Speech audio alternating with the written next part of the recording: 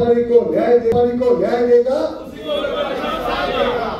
महाराष्ट्र राज्य व्यापारी कृती समितीतर्फे 27 ऑगस्ट रोजी एक दिवसीय बंद पुकारण्यात आला होता।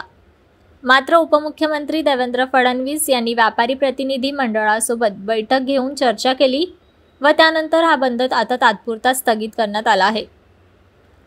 ज्याप्रमाणे मराठा नेता मनोज जरांगे पाटील यांनी महायुती विरोधात विधानसभा निवडणुकीत उमेदवार उभा करण्याची तयारी केली आहे, त्याचप्रमाणे व्यापारी व शेतकरी विरोधी सरकारला धडा शिकवण्यासाठी व्यापाऱ्यांनी देखील संपूर्ण राज्यात महायुतीच्या उमेदवारांना पाडण्याची तयारी सुरू केली आहे।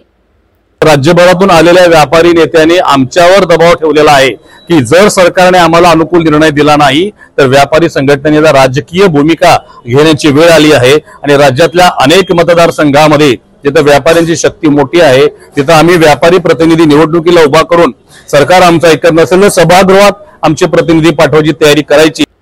मात्र राज्यस्तरीय कृती समितीच्या बंदची व्याप्ती लक्षात घेऊन राज्य शासनातर्फे उपमुख्यमंत्री देवेंद्र फडणवीस यांच्या अध्यक्षतेखाली मुंबई येथील सह्याद्री शासकीय अतिथीगृह येथे उच्चस्तरीय बैठक झाली। या बैठकीत बाजार समितीच्या सेस, जीएसटी व अन्य विषयांसाठी कृती समिती सदस्य, मुख्य सचिव व उच्च अधिकारी वर्गाच्या 3 समिती गठीत करण्यात आल्या व सदर समितीने 30 दिवसांमध्ये योग्य निर्णय घेण्याचे निर्देश देवेंद्र फडणवीस यांनी दिले आहेत। त्यामुळे कृती समितीने चर्चा करून 27 तारखेचा एक दिवसीय राज्यव्यापी बंद तात्पुरता स्थगित करण्याचा निर्णय घेतला आहे। या बैठकीपूर्वी राज्याचे मुख्यमंत्री नामदार एकनाथ शिंदे यांनी सुद्धा मला दूरध्वनी करून सरकार व्यापाऱ्यांच्या पाठीशी असल्याची ग्वाही दिली व लवकरात लवकर याचा सकारात्मक निर्णय होईल तोपर्यंत व्यापाऱ्यांनी हा बंद मागे घ्यावा असं आवाहनही केलं।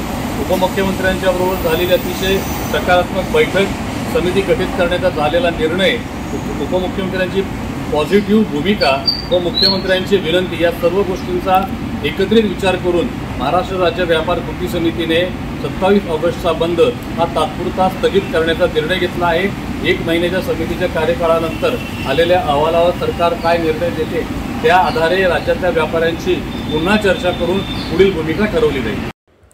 मात्र येणाऱ्या काळात व्यापारी व शेतकऱ्यांच्या प्रश्नांची दखल न घेतल्यास महायुती सरकारला मोठा फटका बसणार असल्याचे काही व्यापारी व शेतकरी प्रतिनिधींनी सांगितले आहे। Bureau report, APMC news.